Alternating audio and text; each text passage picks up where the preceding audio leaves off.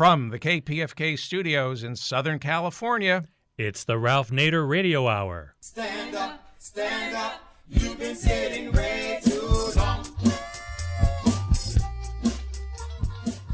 Welcome to the Ralph Nader Radio Hour. My name is Steve Skrovan, along with my co-host David Feldman. And David, I think it's my duty to inform you that this call is being recorded. Oh, okay. Thank you, Mr. Cohn. And we also have the man of the hour, Ralph Nader. Hello, Ralph. Hello, everybody. This program is going to lead to more word of mouth among our listeners than most of our programs, so stay tuned. Yes, we hope so. Now, if you go on the website of the CDC, the Center for Disease Control, and you look up leading causes of death in the United States, the first two are not really a surprise. Number one is heart disease, and number two is cancer. But when I looked it up in researching this program, depending on what year it was, the number three disease was listed as either lower respiratory disease or something they categorized as accidents, which I assume meant falling off a ladder or stepping in front of a bus, injuries of various kinds. Our first guest today co-authored an 8-year study over at Johns Hopkins in Baltimore, which reveals the true number three cause of death in the United States. And that's, wait for it, medical error. That's right. The third killer in America lurking on the grassy knoll is medical error, which I assume covers a wide range of errors from hospital infections to misdiagnosis to a surgeon simply leaving a sponge in your incision. We'll find out more about that from when he comes on. And that co-author is Dr. Michael Daniel of Johns Hopkins. And he is here with us today to explain why medical error has not been officially counted, even though it accounts for over 250,000, 250,000 deaths per year. I hope you can tell us what we can do about that. That's just the first half of the show today. Now, as regular listeners know, and we tease him about it, Ralph writes many books, every single one of them on a manual typewriter. Ralph is not just a Luddite, he is the grand poobah of the Luddite Club, which is why I know why he was drawn to our second guest today. Our second guest thinks Luddites are a misunderstood class of people. His name is David Streitfeld, and he is the tech reporter for the New York Times. He wrote an article entitled, "When a Tech Reporter Doesn't Use Much Tech," which sounds a lot like a consumer advocate who doesn't consume all that much. Looking forward to seeing the two of them bonding. We will take a minute in between these two great guests to march over to the National Press Building in Washington, D.C. and find out what is happening in the ever lucrative world of corporate crime with our corporate crime reporter, Russell Mokhiber. But first, let's hear from someone who's going to talk to us about a leading cause of death that just doesn't get that much attention. David? Oh, boy. Dr. Michael G. Daniel is a senior resident in internal medicine at the Johns Hopkins Hospital. His research focuses on the delivery of healthcare, specifically working to improve patient safety, quality, and outcomes. Dr. Daniel was doing a research fellowship in patient safety with Dr. Marty Makary. The results of their work were summed up in the paper, Medical Error, the Third Leading Cause of Death in the United States. Welcome to the Ralph Nader Radio Hour, Dr. Michael G. Daniel, I think. Yeah, great. This sounds scary. Well, thank you for inviting me. And, the data is scary. Let's get right to it then. I don't think there's anybody who has repeated the results of your study more on media than I have, which isn't saying all that much. This is the biggest preventable form of violence in the United States that is least reported by the media. When your stunning report came out over 2 years ago, it was a one-day story in the Washington Post and New York Times. We're talking about 5,000 preventable deaths a week in the United States of America. 5,000. Keep that in mind. That's about 700 deaths a day, or 9.5% of all deaths annually in the United States. And so I want to ask you the first question, which is when this report came out, and there have been other reports with other figures, some lower, some higher in the past decade. When your report came out from a very well-regarded Johns Hopkins School of Medicine in Baltimore, were you surprised, before we get into the details, at how little attention it got after the first day or two? that's a good question. To answer it, I believe that the data that medical errors were causing more deaths than we thought had been around for quite a while before we published our papers. So when we published it, I didn't necessarily expect that it was going to automatically cause a huge stir because it wasn't news to a lot of people. However, eventually as more and more newspapers and outlets found out about it, then it did start to pick up a little bit. And I thought that was encouraging because what it really did was it stirred this conversation and it created a conversation with people within the healthcare field, people outside of the healthcare field about medical errors and why the information wasn't readily available and why, we don't have the number, we didn't have the numbers and people weren't talking about it prior to this. Well, medical errors, they're a sort of umbrella term, and I gather that this includes things like hospital-induced infections that the Centers for Disease Control has estimated to be 250 to 300 a day in the U.S. It includes medical malpractice or medical incompetence or severe time pressures leading to wrongful judgments, accidents. What are the major categories? And is this just restricted, this study, to hospitals or clinics and doctors' offices? Great question. I'll start with answering the first part of your question and which errors are included. So we essentially included any way that the healthcare system can cause unintended death. So one would be overdoses, would be one example. Another example would be where a procedural complication occurs, where perhaps the wrong artery or other vessel is cut when it didn't need to be, or perhaps when a person does a procedure and they don't do it quite properly or they don't have the outcome and perhaps don't check to make sure that the correct outcome is done. Any number of these would be included. And so then to go into your next question, then you're asking about outpatient versus inpatient. So how many of these are inside of the hospital and how many are outside of the hospital? So this specific study just looked at inside of the hospital errors that occurred. And we know that there are a number of errors that occur outside of the hospital. We can talk about those as well. However, this study specifically looked at inside of the hospital. So this is a minimal estimate of 250,000 preventable deaths a year. And how would you estimate the injuries or illnesses? I've heard estimates of 10 or 15 times the number of fatalities. Did you estimate that in your Johns Hopkins study? Say that 10 or 15 times the number of outpatient on top of inpatient? Is that the question? No, 10 or 15 times your fatality number. So every fatality that's preventable in a hospital, there are also preventable injuries and illnesses. Correct. Correct. Yes. So we actually didn't look at that, but I do agree with you that there are a number of illnesses that people end up getting because of their health care, which could harm them, and then we can't measure that yet, or at least it wasn't measured in this study. I think what scares most people about going to a hospital, not necessarily the biggest factor of preventable death, injury, and illness, are hospital-induced infections. Infections you get because you're in the hospital. Can you describe that? Yes, that occurs, unfortunately, more frequently than we'd like. And the thing that I think is the most worrisome about those infections are the fact that often they become resistant to antibiotics. So there have been many studies done looking at this infection, and I want to say it's about 5% of people who go into the hospital will end up getting some sort of infection from the healthcare system. These are included. In some cases, we feel that these infections are preventable, and we've seen, major changes in growth in health and hygiene with physicians and nursing.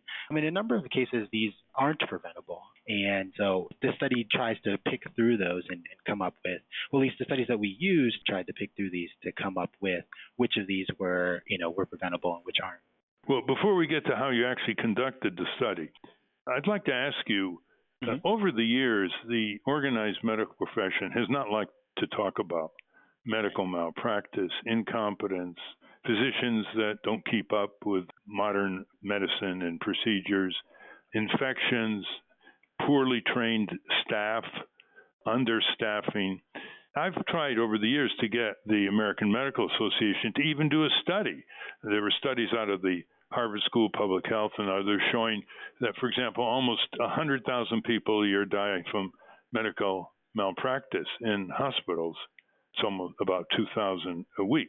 And if you ask the American Medical Association for any studies on the breakdown in their profession, they just don't do any studies.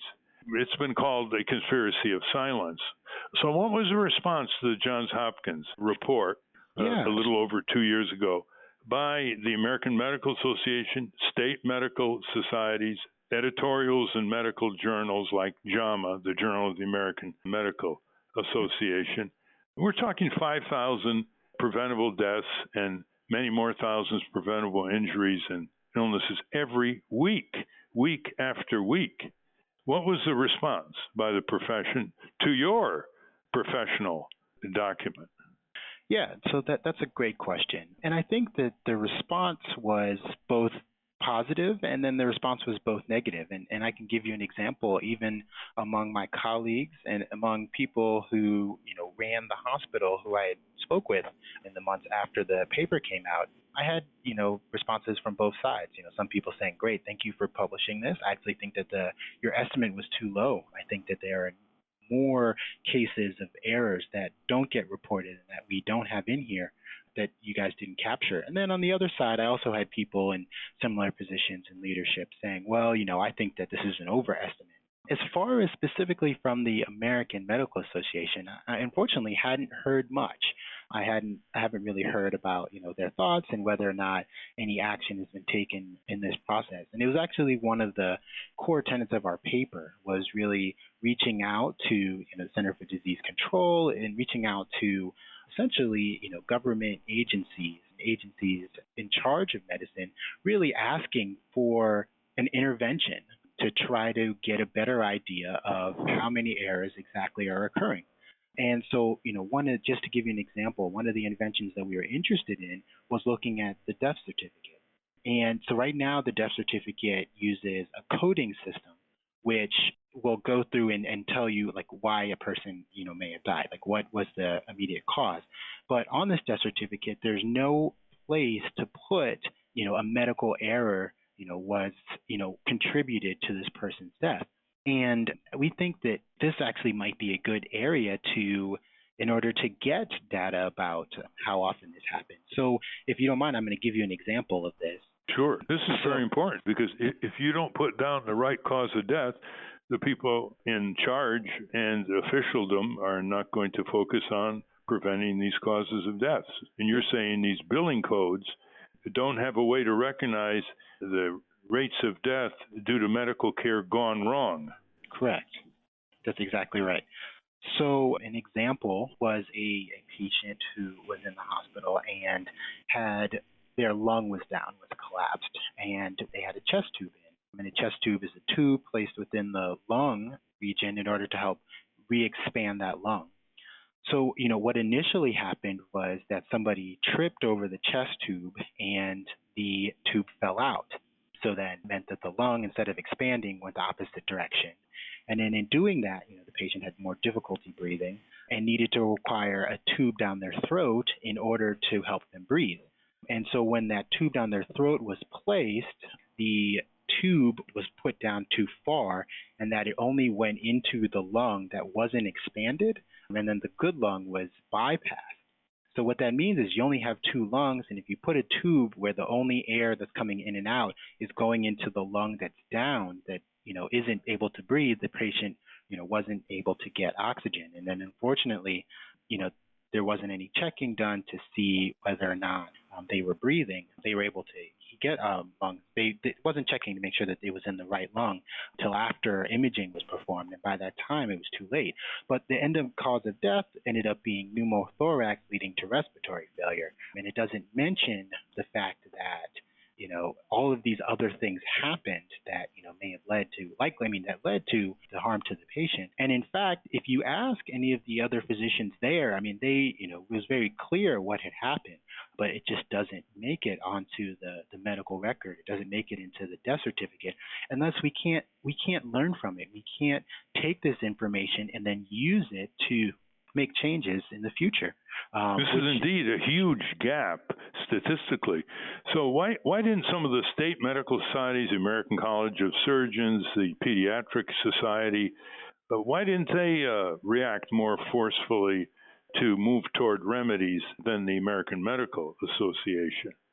So, my thought, and I'm just making, guesses at this point, is that right now we don't have exact information.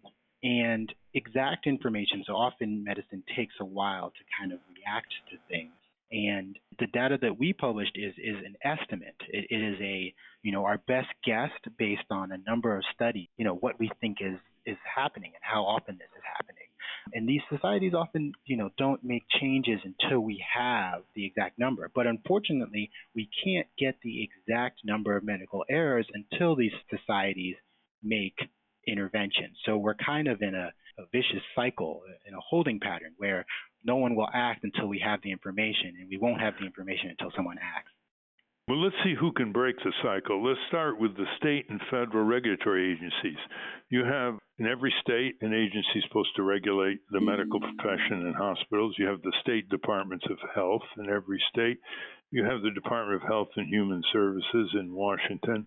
What are they doing reacting to your kind of study? 5,000 preventable deaths a week and many more thousands preventable injuries and illnesses due to preventable problems in hospitals. So, I think the one positive thing that I did see, and I know that you've had your arguments with this gentleman, but I did notice that a year or so ago, Mr. Bernie Sanders did look into this, and he, brought it to Capitol Hill. And there were some conversations around it, but I agree with you that it just hasn't changed what we're doing yet. But there are a number of physicians who are interested in trying to, encourage both the government and these national societies to look into this information more closely. And I just think that it requires more pushing. You would think there'd be an ad hoc national emergency committee of doctors, nurses, and affiliated professions to really address this. 9/11 took 3,100 lives once, and that was seen as a tremendous tragedy, which is what it was, and trillions of dollars have been spent directly and indirectly, including invading Iraq and blowing apart Afghanistan and hiring all kinds of surveillance and guards. What is it about styles of violence that are silent compared to terror-caused violence with bombs, etc., that lull our society? A lot of deaths occurred because doctors and nurses hadn't washed their hands when they go from one patient to another. They transfer infections. I understand there have been improvements in that area because of studies like yours. But you see, that's pretty simple. Just wash your hands. Why is the society so paralyzed here? And unless there's a jolting effort within the profession, the press is not going to devote much interest in this terrible, preventable mayhem.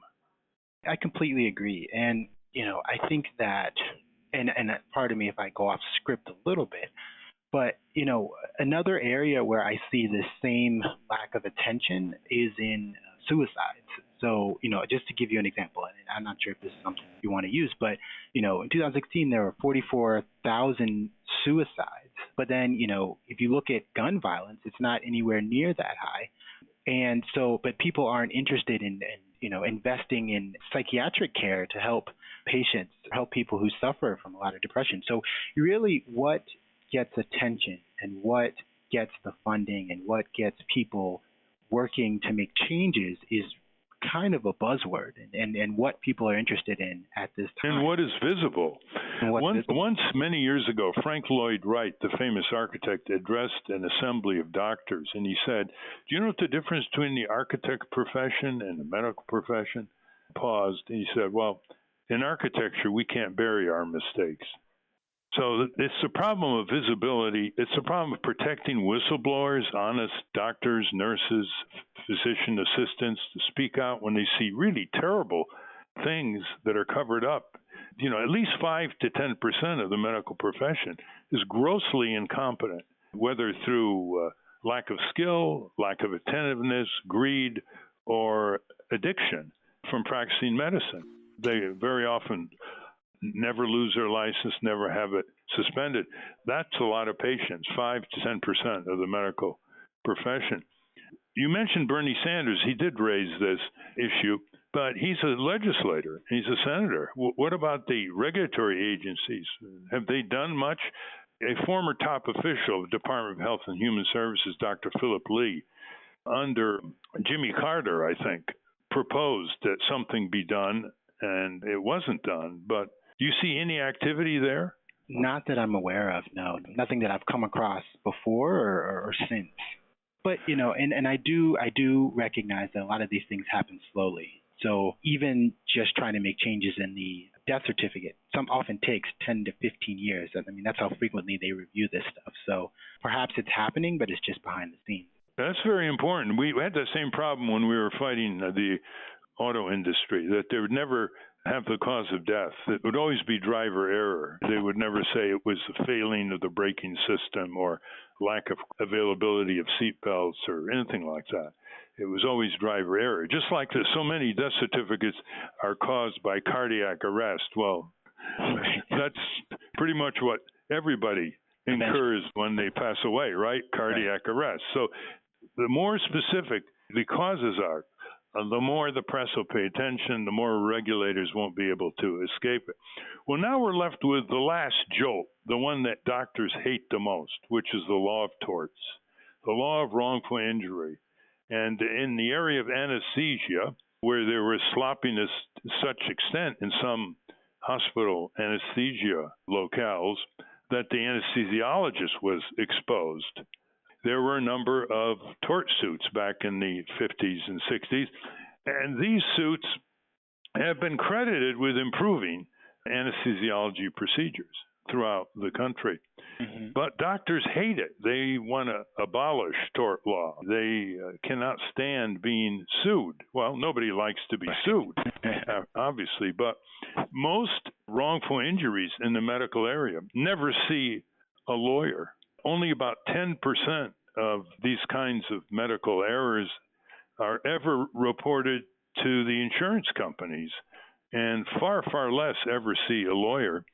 So even though the law of torts is underutilized, but the doctors don't see it as a proper deterrent, although I've had some doctors say it's a great source of disclosure, effective publicity, and it gives us in hospitals an argument to push for safer practices and procedures.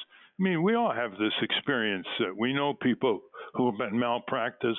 The doctor admits it, apologizes, and there's never a lawsuit. A colon is perforated during a colonoscopy, for example. Right.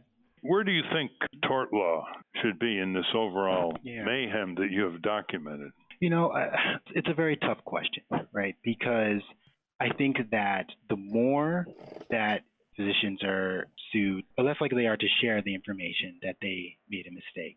I mean, there's already not tons of reporting among physicians when mistakes occur. And there's a number of studies that have looked at that. Actually, after our study, they went and looked to see whether or not people were reporting more frequently. And I think it's very interesting. So that's the one hand. So on the one hand, you just have that you're going to have maybe less reporting from physicians if they're constantly worried about being sued. On the other hand, I think that you really want to bring this into the light. And so that's what I think you're saying. You're saying that by having this brought into the light by lawyers, for example, physicians are more likely to make changes, right? You can't run from something when, it's documented, it's right in front of you. So I think that there might well be a middle ground, like an area where you're still encouraging physicians to come forward. You're still encouraging the changes that you make without discouraging people from making it known that something happened. We're told in hospitals they have very candid sessions in closed-door meetings between doctors. They're really tremendously candid. Is that correct? That is, yes, very much so. These are called morbidity and mortality conferences, and essentially, you get together and an entire group of physicians will talk about what the patient happened, what happened in the case, and how it could have been prevented and what things should have been done beforehand. And they happen often weekly in each individual department, talking about cases like the ones I described earlier. Before we go to a question or two from Steve and David, Dr. Daniel, tell us what the role of the drug industry is here. They've outsourced a lot of their production. I understand about 50% of all medicines are imported from Asia, China, India, and a higher percent of active ingredients in pharmaceuticals are imported, even though the drug companies get massive tax breaks. They're called research tax credits. They are not regulated in terms of price as they are in other Western and Eastern countries. They make enormous profits, and they get huge free research and development, including clinical studies from the National Institutes of Health, and they get this free, like AZT. It was a drug that was developed by taxpayer money. And still, they're importing from these countries where the FDA inspectors are not exactly omnipresent, and perhaps the standards aren't as high as this country. To what extent does the drug industry's behavior penetrate the hospital scene and lead to some of this preventable deaths, injuries, and illnesses? Yeah, that's a great question. And the example I'm going to use is the prescription opioid crisis. So, often advertising and all of the information that the drug companies presented, made physicians feel like, that that opioids were not as dangerous as they ended up being. And I do think that there's a good amount of fault in the, 15,000 deaths per year from prescription opioids. However, I think that each case is a little bit different, and I do think that there's some fault there, but there's also, fault from the physicians as well. I think that there's a lot involved with prescription drugs. Over promotion, for example, allowing unapproved uses that they promote. Pfizer's gotten into big trouble on this, had to pay huge fines to the federal government.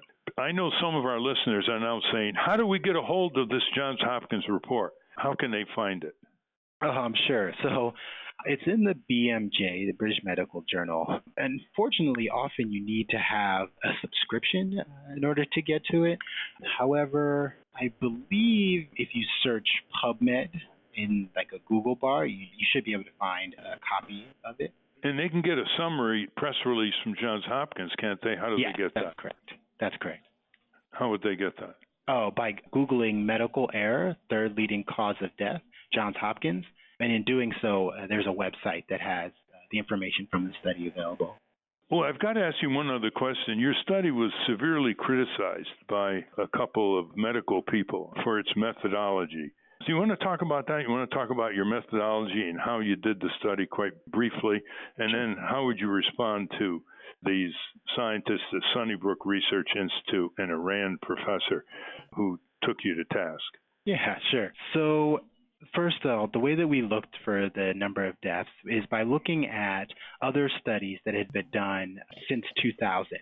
And in using those studies, we looked to see how often patients in the inpatient setting were having preventable harm done to them that led to their mortality.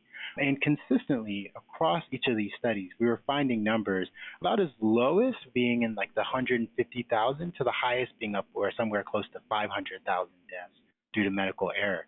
And in doing so, we took those numbers and created an estimate of about, how many we thought were occurring based on these relatively large studies. So to kind of talk a little bit about the criticism, I like to start by saying that, I actually really appreciated it. I appreciated the fact that people were interested first in the study, and that two, what we were really trying to say in the study was that this is a problem that people don't have a good answer for. And not only don't have a good answer for, but aren't measuring in a good way.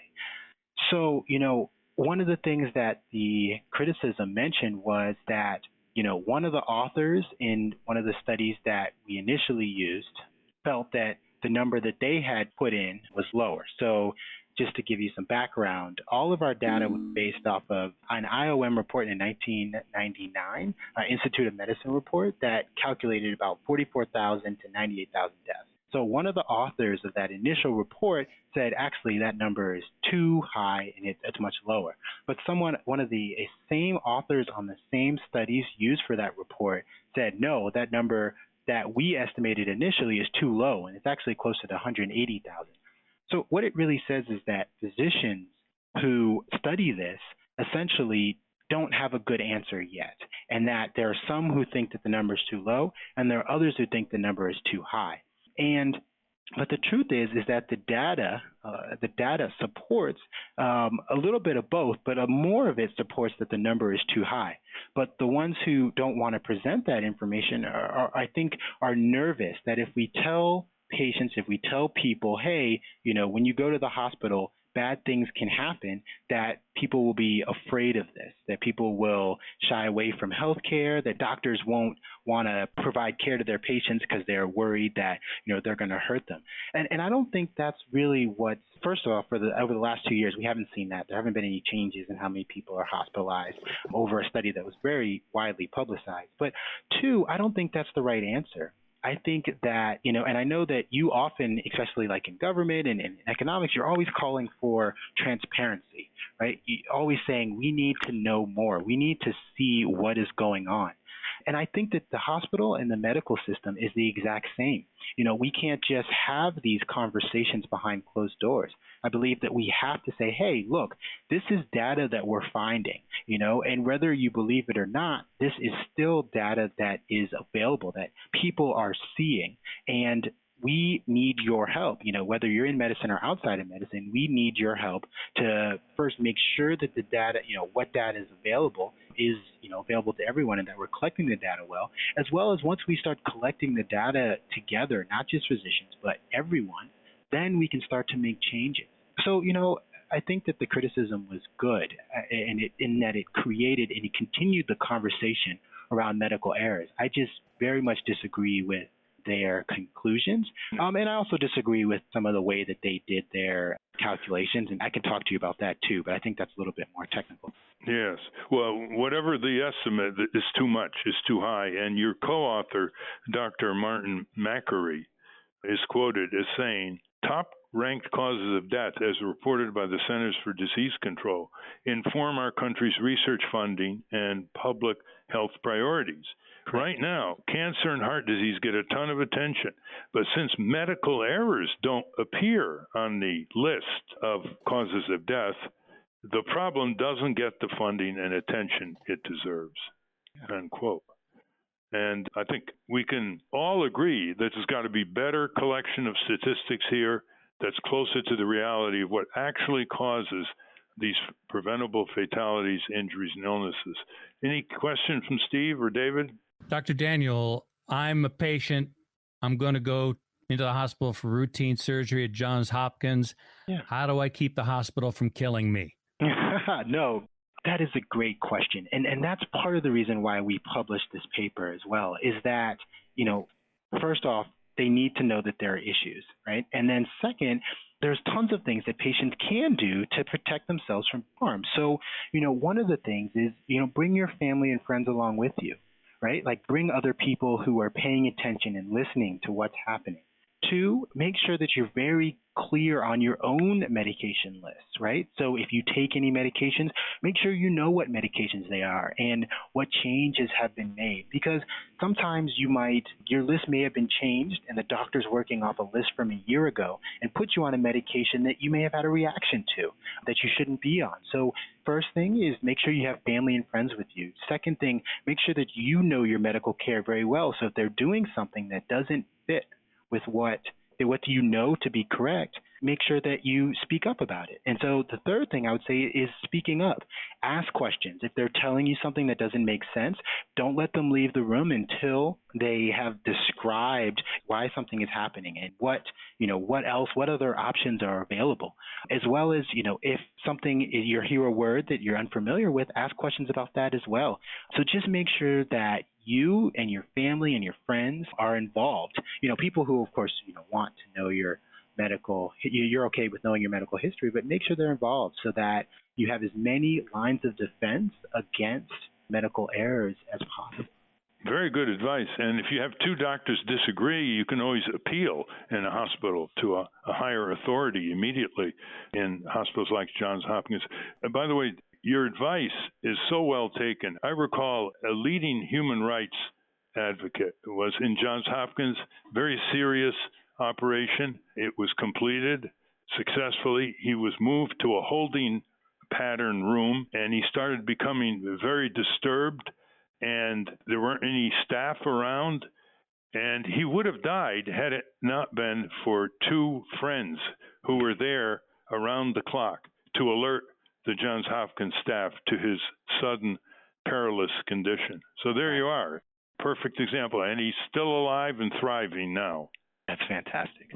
Well, thank you very much, Dr. Michael Daniel. And thank your co-author, Dr. Martin McCary, for a great public service. And I think it's up to the civic community and the public health community to take this information so that we can get some many new, overdue, old changes, much of which don't cost anything, and much of which will reduce healthcare costs and insurance premiums in our country. And this is a subject we're going to continue pressing on.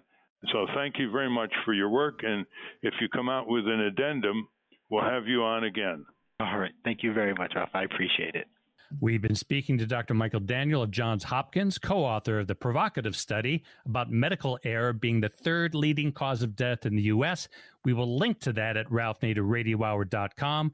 When we come back, we will talk to a New York Times tech reporter who doesn't use much tech, but not before we check in with our corporate crime reporter, Russell Mokhiber.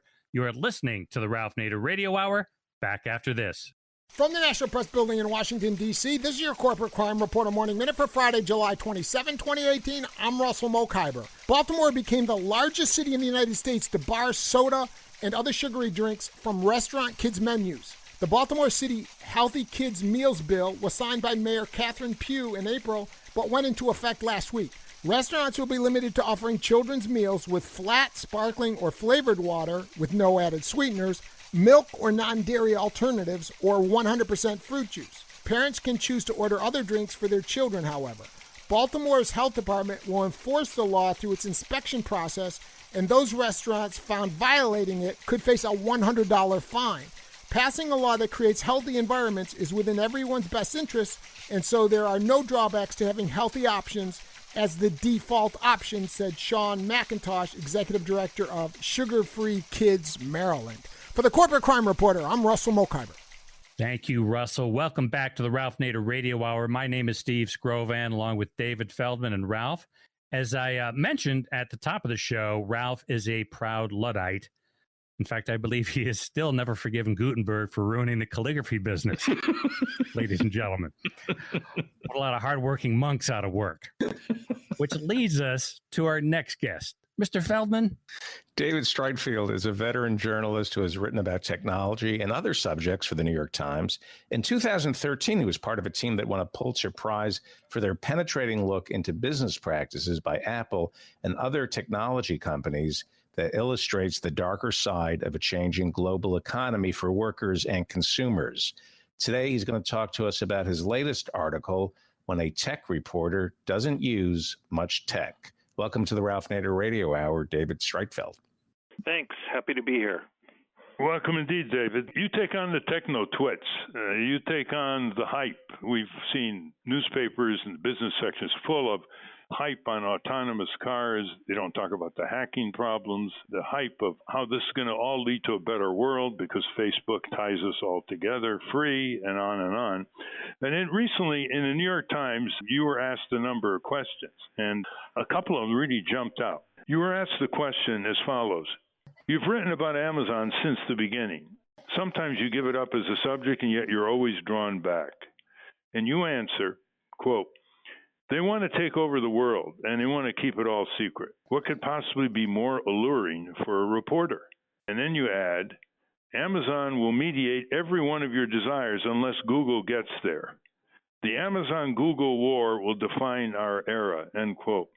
Isn't there anything we can do about that? We can do things about it individually, and with sufficient motivation, if sufficient people care, they can do things about it politically. But I always remember so many people want their lives mediated. They want to be taken care of. They want everything to be effortless, no matter what other costs there are in society or anywhere. So a lot of this is being driven by the companies, but the companies are also driving toward where the consumer wants to be. You know, I've seen this as an addiction that is stunning. In the old days, if you didn't like Standard Oil, you didn't go to Standard Oil gas stations. You could even walk short to work and avoid consuming gasoline. Today, I have some of the toughest consumer advocates here who despise Amazon and still patronize it. Why? Well, because I get free shipping and I'm in Amazon Prime, and they're very reliable. And if something goes wrong, they handle the complaints quickly. So I just don't have time to waste. I said, but don't you know what you're doing? You're helping a giant empty out Main Street, get rid of small business, deteriorate local communities. And where's it all going to end when Jeff Bezos is astride the world with his Chinese compatriot, Alibaba? You don't think they're going to raise prices? I've never quite seen the lack of an escape hatch here for this Moloch that's swarming all over and can't even be stopped by Walmart. I think that's true, but hasn't this pattern also been repeated again and again in American history, such as with Walmart? When Walmart initially came in, people shopped there and they knew there were costs to doing it. They knew that it was not going to help the local economy, and that they felt, or they said they felt, that it was just a bad idea to give so much of their business, so much of their patronage to one player. And yet they did, and Walmart grew to one of the biggest companies in the country. So it's an irresistible path that the people are being led down. It's a different corporate model, though, isn't it? The Amazon has. They compromise small business by putting them on the platform, and then they compete against them. And then it got all kinds of partnerships. So you even have small businesses say, well, we just throw up our hands. We've just got to work through the massive Amazon network. The antitrust agencies in our federal government don't seem to have an answer. They have not sued Amazon, even though in the book area they have a huge market share that in the 1970s would have invited an immediate antitrust prosecution. Warren Buffett has called Jeff Bezos the smartest businessman in America. He's now worth $144 billion, and the median wage in his company is around $29,000. So we're talking about a guy who's laughing all the way to the bank. He has this raucous laugh, and nobody knows how to create a strategy to slow him down, to challenge him, to have him meet certain consumer worker safety laws, to meet the antitrust laws. And I don't see anything in the New York Times op-ed that comes up with much answer. I see criticisms of what he's doing to the economy, but I have never seen in 50 years a more unstoppable force. He has a puny board of directors that he makes rich with stock options. A lot of them are worth $15 million or more. I don't think there's more than 10 on the board of this monster company. I wrote him recently and demanded, I bought a few shares of Amazon, and I demanded that he start paying a dividend because he doesn't pay a dividend at all. And he never answered. But in my letter, I said, maybe the only one that's going to give you trouble in the foreseeable future is Alexa, an out-of-control Alexa that gets you into deep trouble with the authorities. Can you comment on this kind of observation of mine? Well, one thing that's striking about the history of Amazon is for years, for decades, people have said, maybe even you have said, that we in this country are ruled by Wall Street, and that the corporations must always obey what Wall Street wants, which is constantly increasing sales and constantly increasing profits, and that the corporations, as a result, have a very short-term view. and that is detrimental in a lot of ways to the citizens of this country. The striking thing about Amazon is that it reversed that formula. It told Wall Street that we're not going to pay attention to our quarterly profits. We're not going to pay attention to our annual profits. We're not going to care about profits at all. We're going to reinvest everything we can in growing more. And it is the only company, as far as I'm aware, that has said that and actually done it. And you see the results right now in front of you. I think even before anything else with Amazon, what people need to do is understand what it is and how it operates. And I think the media has been negligent in that over the last 20 years. But I think and I hope they're finally beginning to examine Amazon more closely, how it operates, and so people can, at the very least, start making their own decisions about how it is affecting their lives. Does that sound like a reasonable, very tentative first step? I think so, but to show how difficult it is, you have a marvelous tracer in this interview in the New York Times answering the question, is it possible to buy used books on the internet without buying from Amazon? And you trace it. And apart from eBay, why don't you tell us how, if people think they're not buying from Amazon, they actually are? Right. And it's a mystery of Amazon. It is something they do which no company that I've seen ever do before, is that they buy companies, they buy other booksellers and continue to operate them to help sell as many books as they possibly can, even though you don't know you're buying from them. It's a very unusual way to go about doing business. Well, for example, if you decide not to buy from Amazon, you buy Abe Books. Who owns Abe Books? Abe Books, yes. Abe Books. Amazon owns it and does not go out of their way to tell anybody they own it. And how about the Book Depository, a British bookseller? Right. That's another one that is owned by Amazon, and yet Amazon does not advertise this. Any normal company would have bought the Book Depository and merged it into its other English operations, which do the same thing, sell books to people. But Amazon is not after profits, and it's not after controlling its costs there. It's after market share. And that's how they extend their market share. How is Google going to challenge Amazon? I've not read much about that. How are these two guys going to collide? To some extent, it is challenging Amazon in it has developed not entirely successfully ways of shopping. For a while there, you could buy things via Google and then have them delivered to you. It was almost a parallel Amazon. It hasn't worked out as well, it seems, as Google would have wanted. But what they're really fighting for is, in the beginning, just you have some need. I need to buy an air conditioner because it's unbearably hot here. Do you go on Amazon and type in the words air conditioner, or do you go on Google and type in the words air conditioner? That's the front lines of the battle between them. The other, more behind the scenes, is what Amazon is doing is it's attempting to build and has already started building an ecosystem that you live in. And you watch the Amazon movies, you order more laundry detergent through a button on your, literally attached to the machine, which says you're running out of detergent. You get your food from Amazon.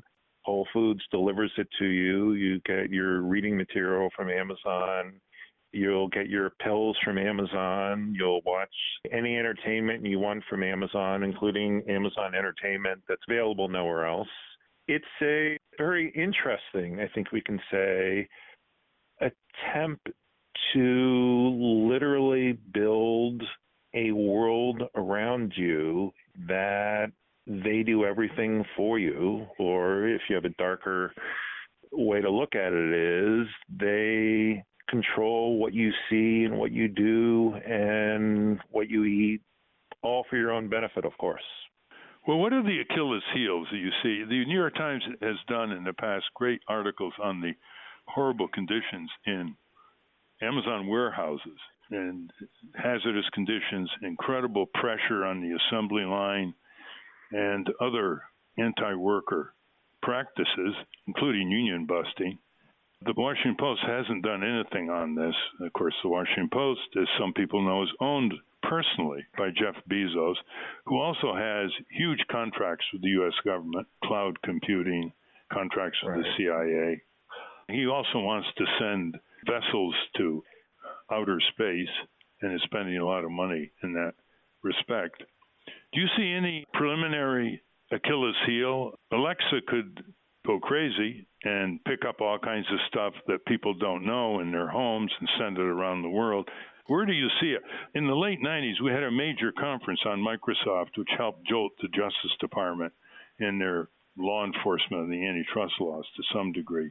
But we don't seem to have a handle. Antitrust theory usually goes after monopolizing companies who raise prices. Well, as you said, Amazon tries to do the opposite for the time being. So do you see any entry levels here? Walmart is twice the size of Amazon in terms of gross revenue. It's much better situated so far for instant delivery, but they're having trouble eating into Amazon's market share where they overlap. I think there are several potential areas where Amazon will be limited, although I'd have to say that it doesn't, all of these at the moment are relatively nascent. And one of the fascinating things about watching Amazon is that it seems at the moment, for better or worse, depending on your view of Amazon, literally unstoppable.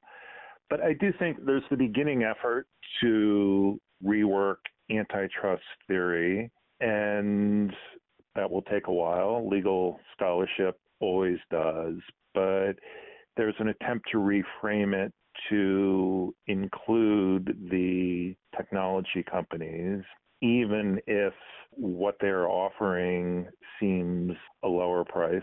There's also, the old truism that you're taught in school when you're 4 years old is nothing grows to the sky. Amazon has gone a lot further than almost any company has before. Its valuation, it may be the first company to be worth $1 trillion.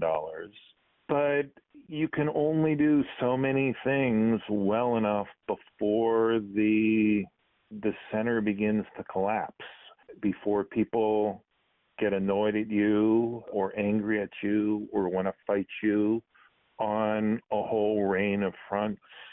I mean, we've seen this happen before with Walmart, before that with Microsoft, before that with IBM when the government took it on, with AT&T, all the way back to Standard Oil. Americans love convenience. They love low prices. They love other benefits than bigness can offer, but they're not fond of companies that seem too big, that seem too bullying, that flex their muscles too much.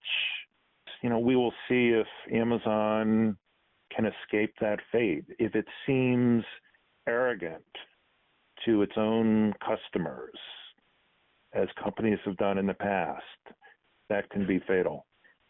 Do you read only books? Nothing with Kindle? There's no technology. What technology have you embraced?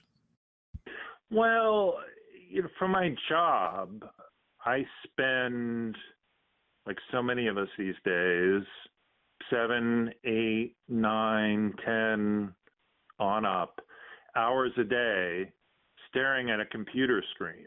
So I'm not sure I've embraced it or it's embraced me or what. But I do have to use that all the time. It's somewhat, after 12 hours of that, reading something on a Kindle is somewhat of a busman's holiday. It's a pleasure to return to the real book. I mean, I'll add something here that I didn't mention in the article, which is fake news is a term I think we're trying to stop using. But this whole argument over what's real, what's not, this is the way things are, no, you don't really understand it, is so depressing and so all-consuming out there that it gives another reason to return to books, real physical books, because it is too much of an effort to fake those. And generally, all else being equal, you can trust what you read in the book.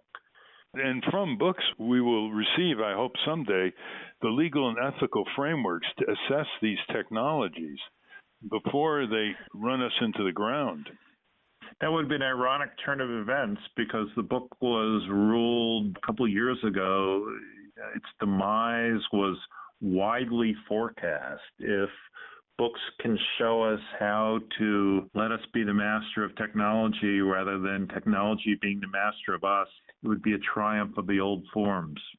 On that note, we can thank you very much, David, and we look forward to your future articles, whether they're irreverent, incisive, or otherwise. They're refreshing. Thank you. They'll be written on papyrus. We've been speaking to New York Times tech reporter David Streitfeld, author of When a Tech Reporter Doesn't Use Much Tech. We will link to that at ralphnaderradiohour.com. Well, that's our show. I want to thank our guest again today, patient safety expert Dr. Michael Daniel, and of course, New York Times tech reporter David Streitfeld. For those of you listening on the radio, we're going to check out now, but for you podcast listeners, stay tuned for some bonus material we call the Wrap Up. For Ralph Nader's weekly column, go to nader.org. For more from Russell Mokhiber, go to corporatecrimereporter.com. Visit the American Museum of Tort Law and go to tortmuseum.org and check out the Tort Museum bookstore for engrossing books and memorabilia. The producers of the Ralph Nader Radio Hour are Jimmy Lee Wirt and Matthew Marin. Our executive producer is Alan Minsky. Our theme music, Stand Up, Rise Up, was written and performed by Kemp Harris. Join us next week on the Ralph Nader Radio Hour. Thanks, Ralph. Thank you, everybody. And listeners, pay attention to that answer to Steve Scorvan's question on what you should do to prepare yourself if you ever have to go into a hospital. Very practical, very workable. They are worth remembering and applying. Hi, this is Jimmy Lee Wirt, producer of the Ralph Nader Radio Hour. Welcome to the wrap-up, where we have a little extra with both of our guests. First up, more with Dr. Michael Daniel about the state of healthcare. In other countries, they don't die because they can't afford health insurance. So in this country, according to a study coming out of Harvard Medical School, Dr. Himmelstein and Dr. Wollander, they estimated before Obamacare, 45,000 people die every year in this country because they can't afford health insurance to get diagnosed and treated in time. And now it's maybe 35,000. But nobody dies in Canada or France or Germany or Norway or Japan or Taiwan because they can't afford health insurance because they're insured from cradle to grave. That's exactly right. Barbara Ehrenreich, Ralph's friend, has a new book out where she says she's just not going to the doctor anymore, that she's just kind of accepting nature. But that's still not wise to do, right? No, I wouldn't say that. I mean, I think that there are some conditions, where you can kind of put it off, but it's always good to at least just, get screening. And there's a number of tests and procedures that people, the data shows that if you get it, you're more likely to stave off like major cancers and things like that. So colonoscopies, yeah, colonoscopies. But I think David, she was also referring to a problem that a Johns Hopkins doctor actually has written a book on: overdiagnosis. Right, that's a little tougher. Yeah, overtreatment, overdiagnosis. Fee for service. The incentive is to treat more because they get paid more. And There are always unscrupulous people in every profession. I agree. There's also a bit of that. There's also a bit of not wanting to miss things, so that Yeah. we test for everything, and then once we test for something, we find things that never would have caused anyone any problem. I'm sure that if all of us had a scan from our head to our toe, we would find tons of things wrong, but we don't necessarily need to treat them because our body is fine with them. So I agree with you. There is a lot of overtreatment. Yeah. And overtreatment actually leads to medical error as well, because you're treating someone, you're giving surgery on someone who doesn't need it. And now, regular listeners will recognize a question Ralph asks many of our guests. Are you interviewed much by NPR or PBS or the networks, or I don't did a see few. much? I did a few NPR interviews and then a lot of more local stuff. But Marty did some of the bigger newscasts, though. Did 60 Minutes ever pick up on this? I think so, but I'll have to look into it. Unfortunately, we did a lot of Fox. Yeah. Yeah. Yeah, well, isn't that interesting, huh? A lot of Fox, but not much MSNBC. Yeah. How many times do you hear that? And quite a few when I talk to my family. Fox is a much older demographic, so there are actually probably a lot more hospital patients in their audience. Right. That makes sense. That's interesting. Yeah. It is a cultural puzzle to me, I'll tell you. But we're going to keep at it. I'll try to recommend other media to contact you and Dr. McCary. Appreciate it. Thank you so much. It was an honor being able to speak with you. And not surprisingly, Ralph had a lot more he wanted to talk to tech reporter David Streitfeld about. Have you ever read this book, David, The Lead Pencil Club? The name is familiar. It was a while ago, maybe 20 years ago. Yeah. It was 20 years ago, and it was about 15 writers. I wrote them 2 years ago. I said, have you changed your mind about, not using? And it's really interesting, the responses. Some said that they couldn't resist. They had to be in the internet. Others said they're still using the lead pencil. That's a great book for you to read, I think. I think I have it here somewhere, probably buried under all the other books. All the computers. Yeah, all the old computers that no longer work. There's one part of this interview that really fascinates me, David. We're talking with David Streitfeld, and he's a technology reporter for the New York Times. And you say, another illusion promoted by big tech is that everybody's using it. After all, everybody in America is on Facebook, right? Everyone with an opinion is on Twitter. But most of the people I know aren't on either. They live in the real world, end quote. Can you comment on that? I mean, that really stood out. Well, it's based on my personal experience and just when I'm doing normal activities, looking for people online who are old friends, looking for people online who are potential sources for stories I'm doing. The obvious places you look are Facebook, you look on Twitter, and very high number of people I'm looking for, which ends up being a random cross-section of Americans, just aren't there. And I think one of the distorting effects is Twitter was taken up, for instance, early by journalists.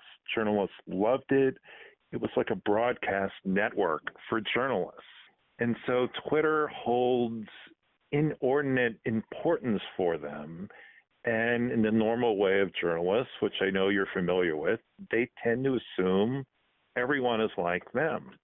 But the truth is, everyone isn't like them. And again, when I just survey my immediate circle, my friends, very few of them are on these networks, or if they're on them, they have a very marginal presence, or their presence is hidden. They're on under a pseudonym, or they're just not easy to find.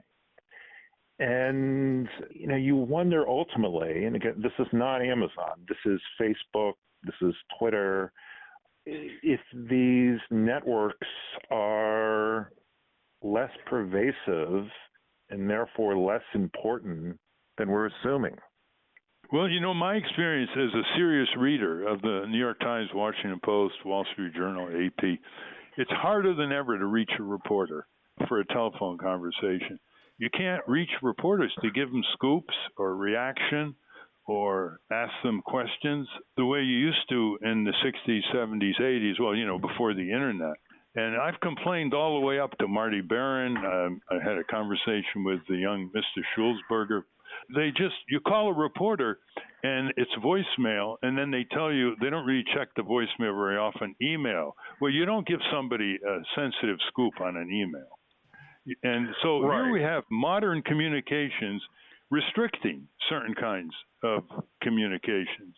It's sort of like the paramecium gagging on its own exudations. There are just too many forms of communication, and people feel overwhelmed. But, that's the viewpoint from a reader. And I'm looking at your statement in the New York Times, which says, quote, you quote Delilio, quote, what technology can do becomes what we need it to do, end quote. And then you quote Le Guin. He said, quote, the internet just invites crap from people, end quote. And you say those quotes sum up the last 20 years. But it just seems to be pulling us into realms that, shall we say, on contemplation are quite involuntary. And a lot of people just feel trapped.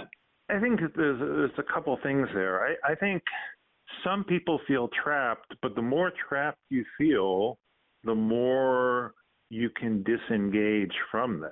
I'm more curious about the people who don't feel trapped, who invite this, and who want even more of it. But to go back to what you said in the beginning about contacting reporters, I'm not sure this is true. On the Times website, and they've made an effort at this, if you want to get in touch with me, if any reader does, they basically click a button on the site and a message form opens up that goes to me. And people will read a story of mine. I wrote a story about Amazon last week, and 100 people clicked on it and sent me a message, an individual message, and I read them all. I think where the problem comes up is the professionals, meaning the PR people, of which there are an inordinate number, know what the emails of the New York Times reporters are. They certainly know mine, and I get probably 50 pitches a day. And these are not individual. They don't even necessarily seem as if they're always written by a human being. They're compiled by a computer, and they're just a range of almost interesting, kind of interesting, to completely ridiculous. And there's so many of them that it would take all day just to open them and look at them all. And so that's basically what you can be competing against, not getting lost in the flood of nonsense. So there's these two streams coming in. The flood from the readers, which is important, and we try to read. I certainly try to read. And the flood of automated PR pitches. And that can be overwhelming, and most of that you don't have to read, although occasionally there are very good pitches in there. It can be hard to break in. That's interesting. There used to be press conferences by citizen groups in the National Press Club. They don't have them anymore because no one shows up. They have these telephone briefings, which are not quite the same. I mean, there are reporters who return your calls in the old-fashioned way. Adam Liptak, Gardner Harris, and others on the New York Times. But even when you leave a message on their voicemail, then you have someone email them and say, please look at your voicemail. You still don't get back a response. I don't want to overdo this, but I do want to say that a lot of the advances in consumer, environmental, and worker issues in the 60s and 70s came because we could very easily have a quick telephone conversation and then draw it out as much as need be to convey what we thought was pretty newsworthy. And that is more and more difficult with a lot of young reporters, especially. I mean, I think it's difficult with young reporters. I unfortunately could not be any longer characterized as a young reporter, but I have given up on my voicemail at the office, meaning I never check it at all, because it is 100% PR pitches from people who have found my phone number And they also send an email earlier in the day. So then they call and they leave a voicemail saying, did you see my email? And again, I could just spend all day doing that. So someone could be calling me and leaving me a voicemail saying, I've just won a $200,000 prize, but I need to pick it up by noon, and I would never get it. So I wasn't aware of all that. So that the overload is really must be amazing, especially if reporters are expected to post on the website, hour by hour. And yeah, well, I mean, I think the difference that's happened in 30 or 40 years is, or even you could say 10 or 15 years, is the volume of noise, the volume of distractions for all concerned is enormous. And, people are going to want to hear what you, Ralph Nader, have to say, but it can get buried in 50 pitches of what they don't want to say. I should also, since this is an issue that I know is of interest to you, it's gotten to the point where, I do give out my cell phone number to sources and people can call me on my cell phone and I won't know who they are, but I'll just pick up anyway. That's the way it used to be. But now I have trouble even answering my cell phone because there's so many robocalls that look like real calls. And they're people who, they're automated recordings who want to put solar panels or whatever on my house. And the robocalls are getting so good that the numbers they're calling from are mimicking my own cell number. And I think millions of people resonate with that, David. They get these telemarketing calls, and the FTC just seems powerless to do anything about it. Even if you're on a do not call list, they find all kinds of maneuvers with robotic callers to get around it.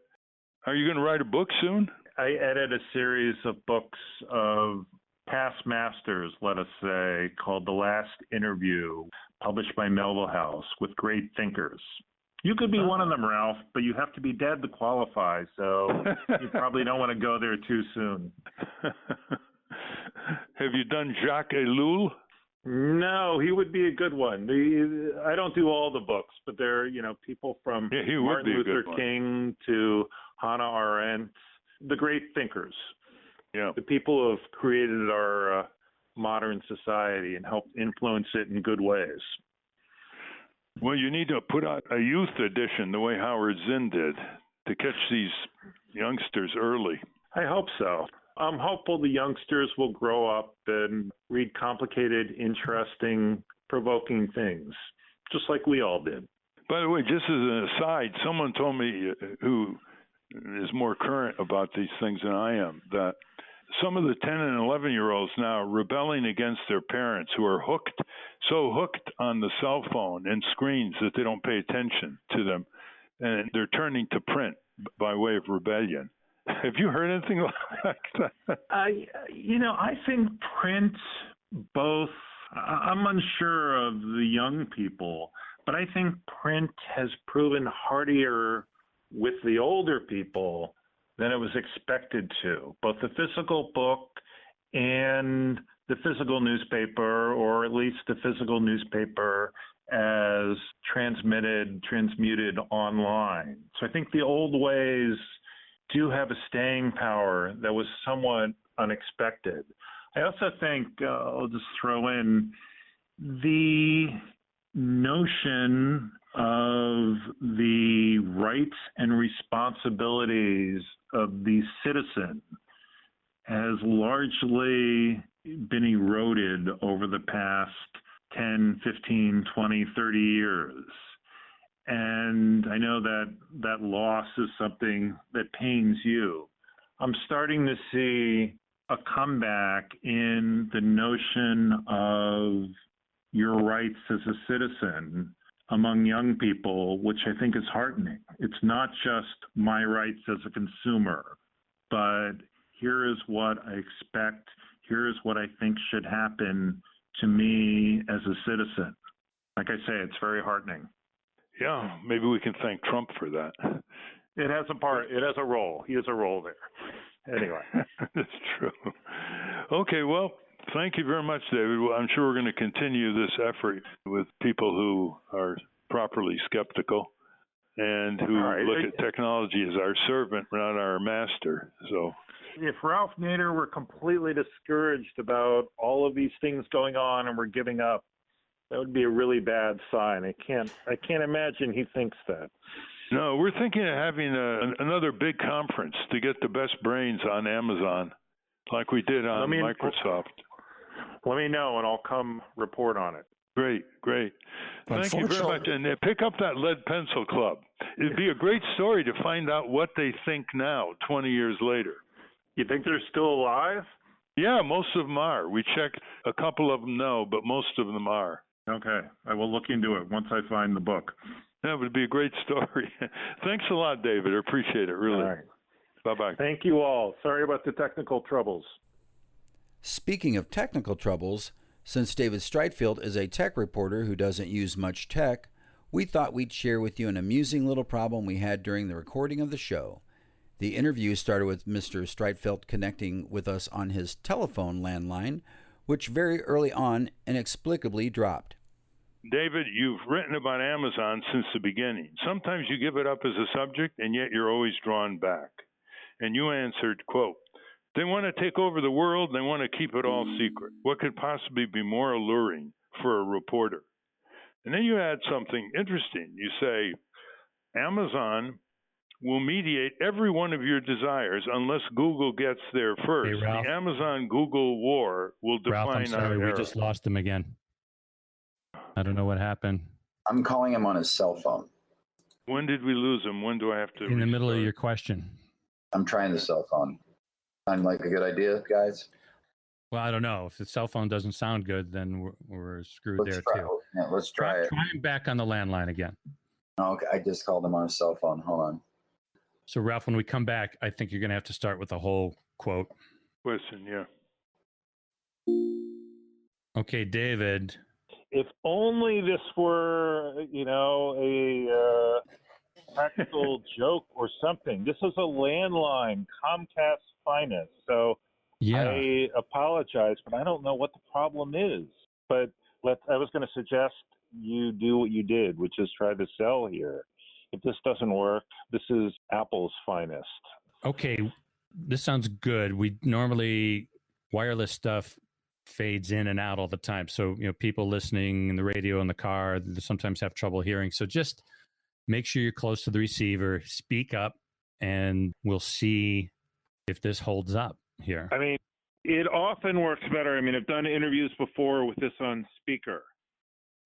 Well, let me hear what it's like on speaker. Let's try it. Take 1, 2, 3, 4. No, it's worse. It's harder to hear on speaker. Okay, I'll go back to. All right, if this doesn't work, I'm going to shoot myself. I realize this is cosmically appropriate, but I have no idea why it's going on, and it's not intended. Well, and it's not helpful. You're being punished by Jeff Bezos and Sergey Brin, technology god, and the ghost of Steve Jobs, all at once.